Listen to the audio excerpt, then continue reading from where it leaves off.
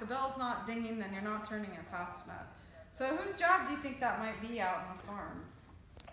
A boy. Probably the kid's job, yes. The kids would definitely, maybe a little older than you, but you would definitely, that would be something you would do. This, yeah, it's kind of really old and it's not, it's, yeah.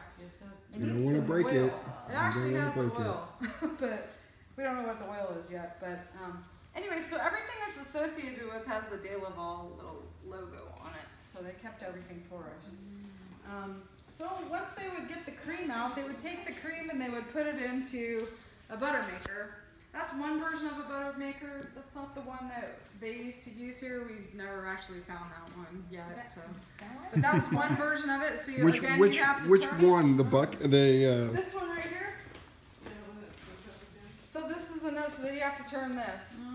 And so then finally, after you did that for a while, then it would turn into butter. So then you would open this up and you would take these butter paddles and you would scoop the butter out and you would put it into a mold.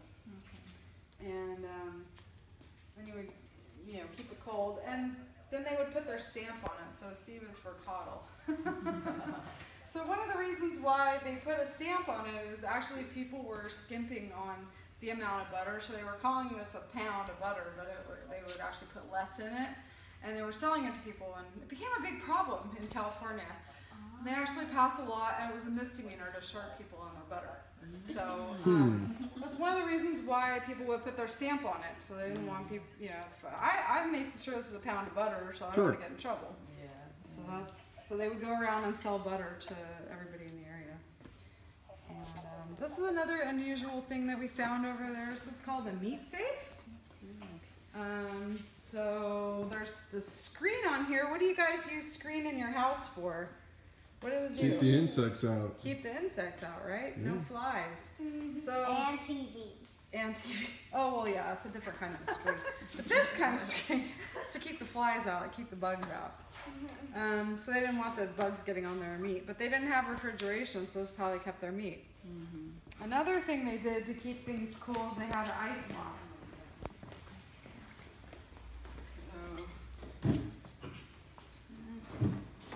Oh wow. So this is an ice box. So they put the ice in here to keep it cool, and then they'd keep stuff in here. Oh, that's a early version of. Very early version. Probably even has a. Well, actually, I don't think it does have a date. But anyway, so this is like an original sticker, and these are really rare to find. You know, we have cans over there that have the original labels on it.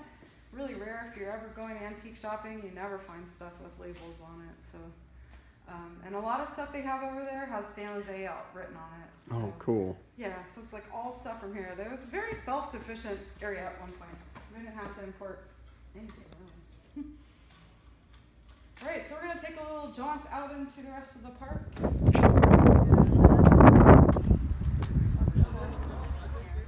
So this is the first cast iron plow. It's 1797, but so I'm going to talk a little bit about that. I am not wonderful at remembering dates, so if you ever need a date, this is where you can come and find out the dates of everything. So this is the world dates at the top: United States, California, Santa Clara County, Marshall COTTLE Park.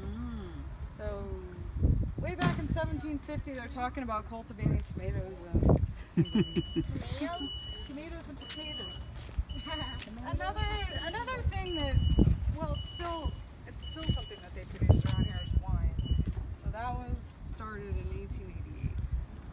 And still some of the best wine in the world is from California, of course. My mom and dad. Oh, okay.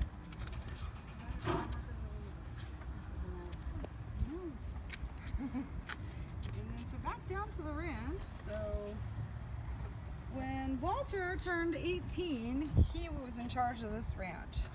So his dad, Henry Lester, was off working in orchards and making money that way, and Walter was taking care of this farm here. And he had help from his mom and his 2 aunts. So this is the last harvest of wheat here, and then this was the year before the county bought it. And this is how I remember San Jose. Not a house to be seen for miles. Okay, so we're gonna have non-fruiting trees. They didn't want fruiting trees to go, they didn't want people to crawl up into the trees. So a couple of them are fruiting, but most of them are like, kind of crab apple types. But back in, let's say, well, all the way from when they started planting orchards in San Jose up until 1970s, kids helped pick the apricots and the prunes. So how old are you guys? 8. 6. Okay. So in 6 years, and then in 4 years, you would be old enough to work in the fields at 12 years old and pick fruit. And you know, it was actually, the kids wanted those jobs back then because it was like the only job you could get as a kid. So then you were able to.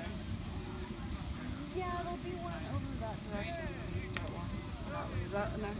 Oh, okay. Okay. Yeah, we'll walk past one. So anyways, the kids would get paid based on how many apricots they would put into a tray. So you had to cut the apricots in half. So each one of those would be, you know, a cent or 2 cents or whatever it was. And they would also get paid. So when you're picking apricots, you actually have to put a ladder up into the tree and you have to pick the apricots. With prunes, you can lay down a canvas tarp and then, you know, shake the trees and harvest them that way. Apricots will get ruined real easily if you hit the ground.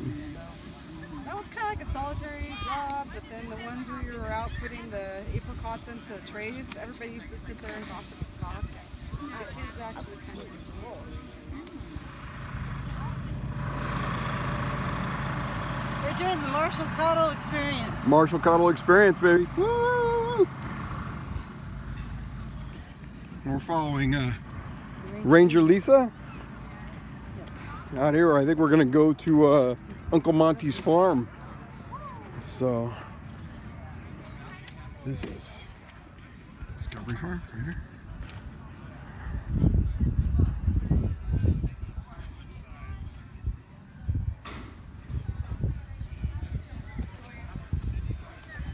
There's a picnic going on. I don't want to get anybody on the film.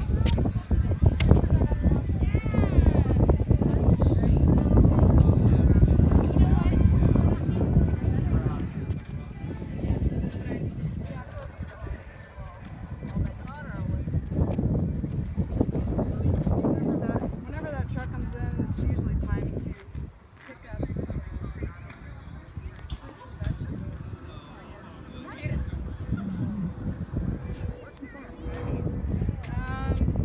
so we talked a little about Marshall. He was the first one here, and then Montimer was one of his sons, and Monty actually helped Walter run the ranch. So we're going to learn a lot more about Uncle Monty once we start going through everything over at the house, but we think he was quite a character. So they decided to name Discovery Farm after Uncle Monty. Yeah, we'll go Headed over to Uncle Monty's farm. We're on the hunt for a bird's nest. Jen, do you see a bird's nest in there? Sandra, did you see any bird's nests? No. You help those two We gotta find a bird's good nest. people to We gotta find. find a bird's nest somewhere. There's a bird's nest. Mr. Lester didn't want playgrounds at the park, so that was something he wrote into the agreement with the county. Oh my gosh. So what we did instead is we did this Discovery Farm. So That's great. yeah. So this is a version of, this is actually replicated off of his dog Junior. So Junior was his best friend to the end, and so now he's in our Discovery Farm here.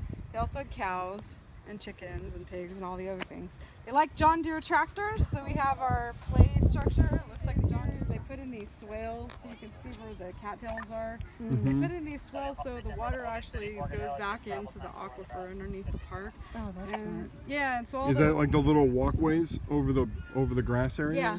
Okay. And then they also have a big swales like where the farm fields are, so the water, if the irrigation will just go right back into the aquifer. It's very similar to Alviso Marina, but there's wetland out there. Yeah. There ain't no this is a wetland out marsh. here. Oh my God. So, Well, we just have fresh water. yeah. Anyway, so they also did a permeable concrete in the parking lot, so all the water goes through the parking lots. It Oh, doesn't just nice. sheet off of it. Nice. Oh, that's Cool. nice. So we have 2 water systems in the park. We have a well system, and then we also have city water. So city water goes to the buildings, goes to the restrooms, goes to the drinking fountains, and then the well water gets used for irrigation. Where's the well? There's a well over that direction, and then there's a well over on the Life Estate. And Cool. there used to be a 3rd one, but that one doesn't work anymore. So, It's not a well. yeah. Okay. They don't last forever wells. No, they don't. Nope. So one of the classrooms literally has an oak tree in the middle of it. Sweet. One of the classrooms? Yeah, we kept our oak Oh, wow. trees here. So these are about 300, 350-year-old. And you can't get anywhere near them. Apparently, we were going to try and hug one of your trees. Oh, And we can't do that. well, you can have these. Yeah. Yeah. We went up to Sanborn. I think we hugged a tree. Oh no, we were at Visona and we hugged a tree at Visona. We get a lot of different. We're done with the tour. Actually, we're just kind of. Protects the trees if you don't want.